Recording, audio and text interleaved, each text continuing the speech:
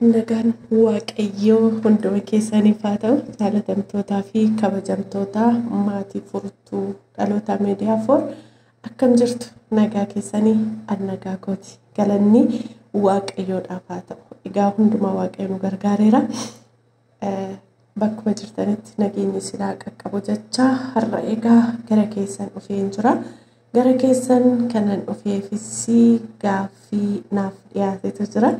Gaaffin na dhiyaate egaa obboleettii keenya firoomsee irraadha. Gaaffiin kun kan naaf dhufe jechuudha. Waaqayyo ishee haa eebbisu. Obboleettii koo na kabajjee yaada kana yookaan gaaffii kana naa kaasuu keetiif jechuudha. Egaa gaaffiin jijjiiran jiru. Gaaffii ishiitti nan darba. Akkana jedha. Mee jalqabumarraa nan kaasa. Nagaan waaqayyo mana kanaaf haa baay'eetu. Akkam jirtu baga nagaan dhufte furtuu koo jedha. Gaaffiin qabaa jedha. Tokkoffaa maqaan furtuu dhamoo jedha. Maqaan furtuu dhamoo jedha. Egaa maqaan kuni kanaan durallee dubbadheen ture. Maqaan dhalootaa furtuu miti. Kan mootummaan ittiin na beeku, kan manni barumsaa olii galli kan ittiin na beeku boontuudha jechuudha. Haa ta'uyyuu malee egaa maqaan furtuu kuni erga naaf baafamee gara waggaa lamaatti deema jechuudha. Innis kan naaf baasee abbaa manaa kiyyadha jechuudha.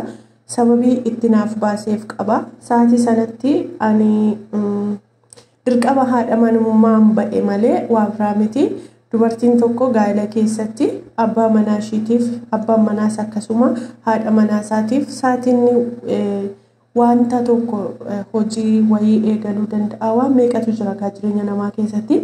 Sa'aatii waan tokko sochootutti yookaan firatu fuula sirraa garagalfataa yookaan hiriyaatu fuula sirraa garagalfataa. Ati garuu dirqama keedha.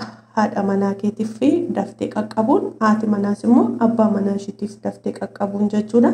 Sa'aatii sanatti egaa waan dafee qaqqabeefii fi furtuu koo naan jedhee achumaadhaanis maqaa kana gara kanatti naannessee malee dura maqaan chaanalli kun ittiin eegalamellee akkasii hin turre jechuudha. Kanaaf maqaan furtuu osoo hin taane boontuu ture. Ayinoo amma garuu nan jaalladha. Akkuma kanallee egaa maqaa biraallee kan inni naaf baasee jira. Namoonni baay'een kan ittiin na beekani. Amma maatiin kooyyuu maqaa gosa kana dagatanii kan isaan ittiin na waamanillee obseedha. Kanaafiyyuu hunduma caalaan obseen jaalladha. Sumaanis namoonni obseen akkamitti siif ba'ee jettanii na gaafachaa turtaniifillee deebi'ii isiniif ta'a. Obsees isatu naa baase. Jalqaba yeroo gaaffii gaa'elaa naa dhiyeesse obsee koo haadha koo sitti obsaa sittin obse jedhee naaf baase obsee jedha jechuudha. Kanaaf maqichi akkanatti dhufe. Ifin amma maatiin koo maqaa ofii naa baasanii hunnatoo taane kana maqaan naa baasanii obseedha. Parsantii 99 obseedhumaan na waamaa jira jechuudha. Kana si deebi'eeradheen abdii guddaa qaba. Gaaffii lammaffaa furtuu mucaa eessaati yookaan dhalattuu eessaati? Midarra dhaabbatanii nyamar ilaaluu nafee hanoonutti yaasanii hora obaasuu nafee kan jedhegaa nama baay'ee jaallannu addunyaan hundi bakka guddaa kan qabuu fi waaqa gaditti dhalootaaf dafee kan qaqqabu goota tokkummaa, goota jaalalaa, goota dhugaa kan ta'e garuu immoo namoonni jiraachuu warra akkasii jibban nu harkaa galaafatan artiistaa Haacaaluu Hundeessaa akkana jedhe. Anis egaa maaliifan kaase midarra dhaabbatanii nyamar ilaaluu nafee hanoonutti yaasanii hora obaasuu nafee kaa jedhee ergaa inni dabarse keessaa isa tokko waan ta'eef bakkicha waan ilaaluufan ergaa kanas dubbadhe jechuudha. Ani egaa inni ergaa kana akkasitti dubbateera. Waaqni lubbuu isaa nuuf haa maaru.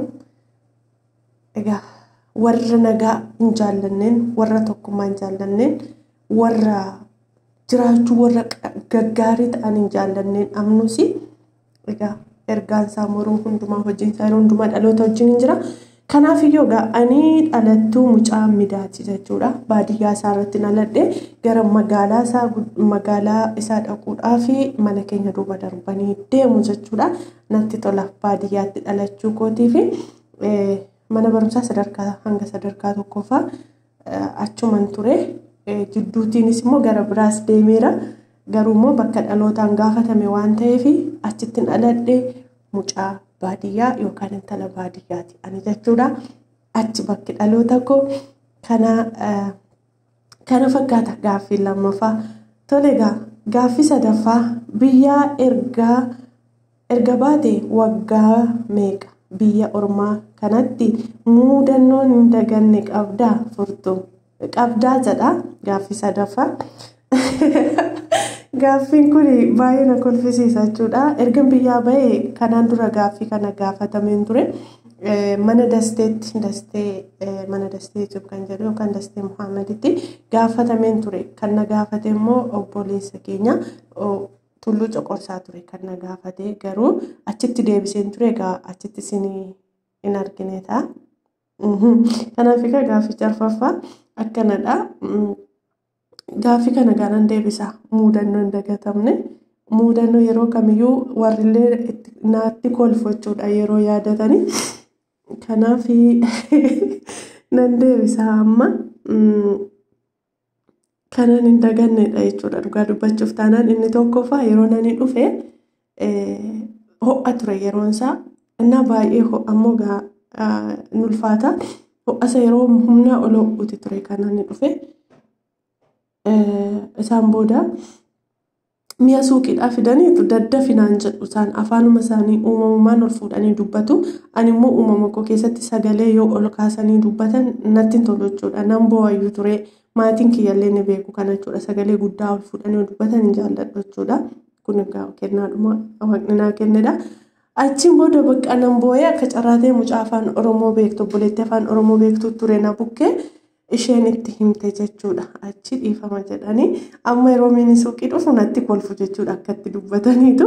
Muudannoon lammaffaa immoo lakkoofsatu wal na jalaa dha'e jechuudha. Arbaan kun egaa afaan Amaariffaatti biyyattis arbaadha. Asittis immoo arbaan kun wal na jalaa dha'e aannan danfisinaan jedhanii shaayii irra kaa'ee yeroo ilaalu shaayiin suni 40 hin ta'u.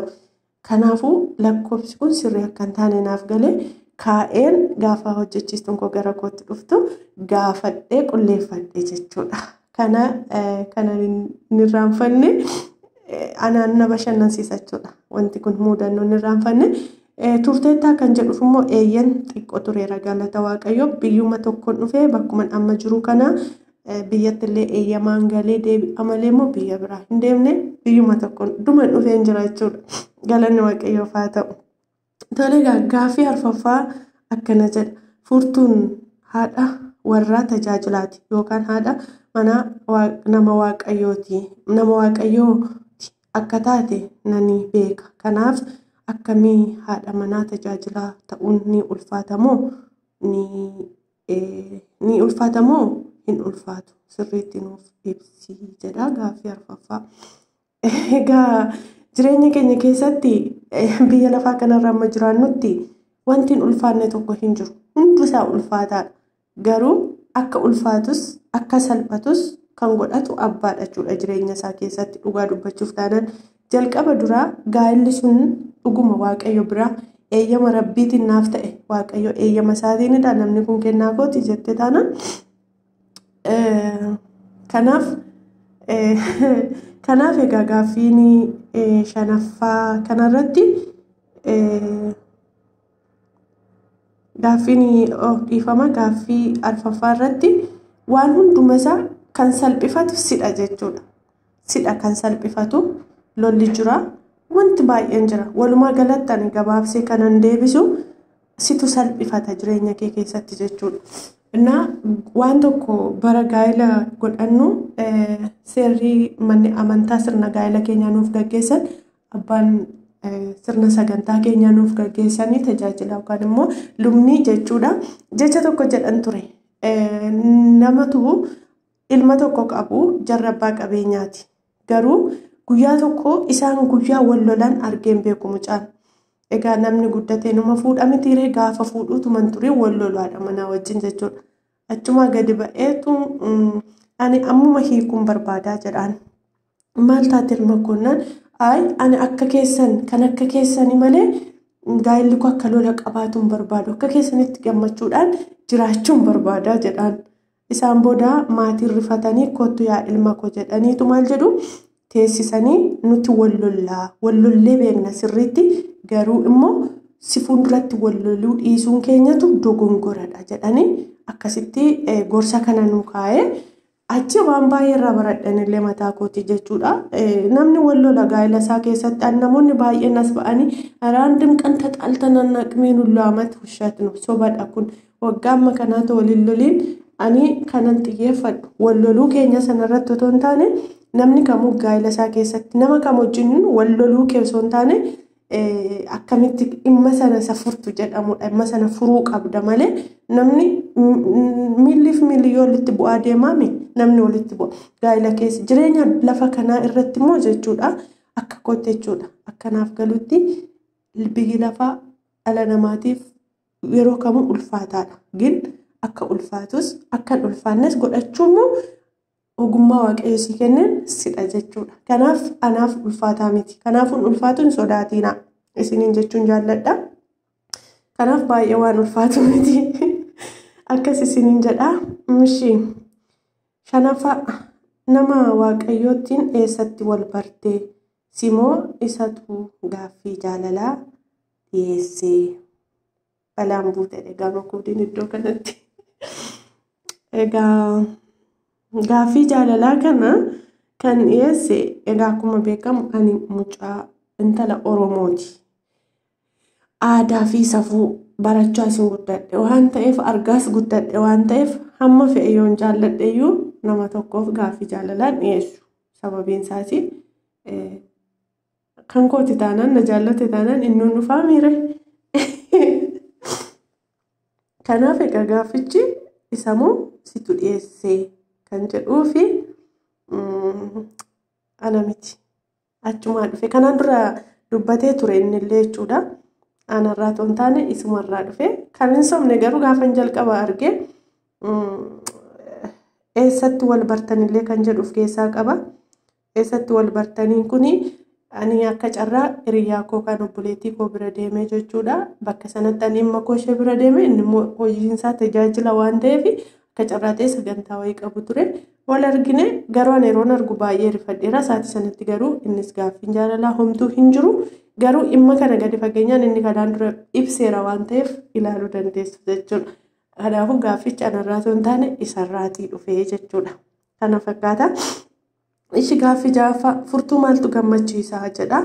Anaan furtuu kan gammachiisu jireenya koo keessatti jechuudha. Namootaaf yoo waa godhe garuu asirratti egaa naa deebisuu qabda waan jedhuuf malee gaaffichi waan naa deebistuuf guddaa galatoomii waan akkasii of waan keessaa qabuuf egaa deebisuu waan dubbachuus hin barbaadu ture asirratti jireenya koo keessatti wantoonni na gammachiisan dhugaa dubbachuudhaaf hiriyoonni koo natti dhiyeenyaan jiran beeku. Hiriyoonni koo natti dhiyeenyaan jiran ni beeku.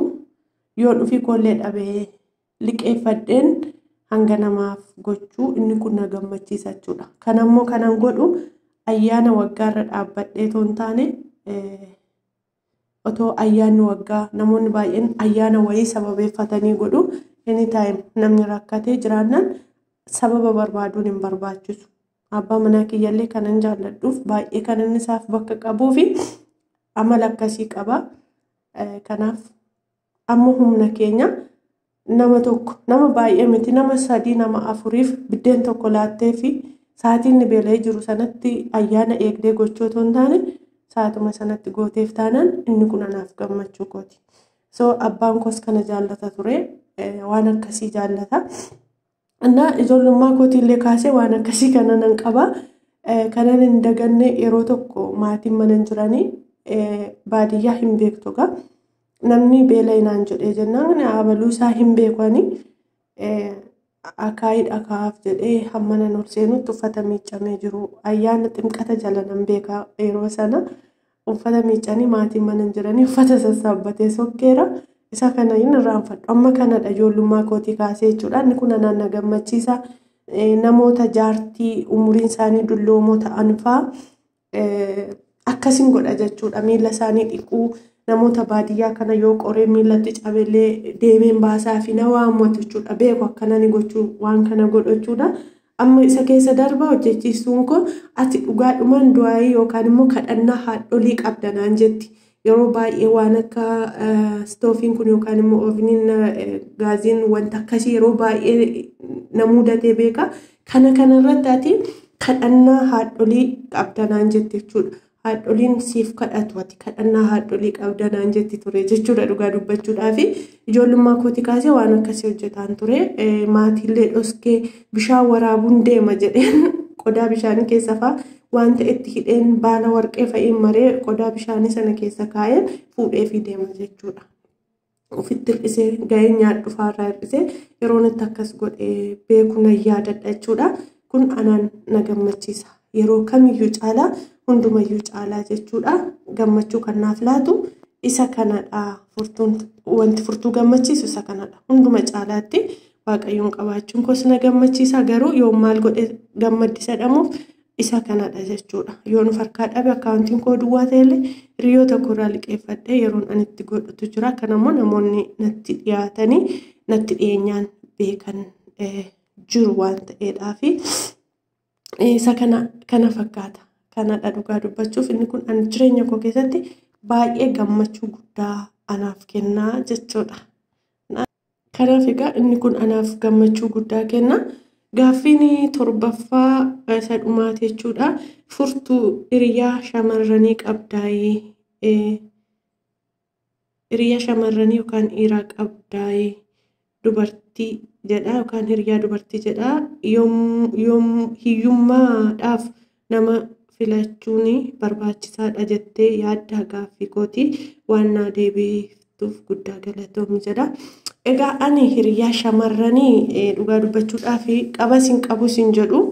Sababiin isaas yeroo baay'ee egaa hunduu hiree isaa jiraata waan ta'eedhaaf ijoollee hiriyaa shamarranii baay'inaan sitti dhiyaadhu. Ibinan yeroon baradhuyyuu mana barumsaa keessattiyyuu akka obboloota warra dhiiraatti jechuudha. Hojiin ani filadhu mana barumsaa keessatti illee iddootti wanta dubartii ilaallatu jira. Iddootti immoo an dubartiidha kana gochuu hin danda'u. Iddootti wantoota baay'ee jira. Garuu hojiin immoo ani dhiiraanii dubartiidha wanti isin jechisiisne jira. Waan akka dallaa ijaaruu jechuudha mana barumsaatti. Waanuma himmatti hin qabu jechuudha. Kanaaf mana barumsaa keessatti illee akka dhiiraatti ture. Kottu gurbaa afaanaan jedhu jechuudha barsiisonni.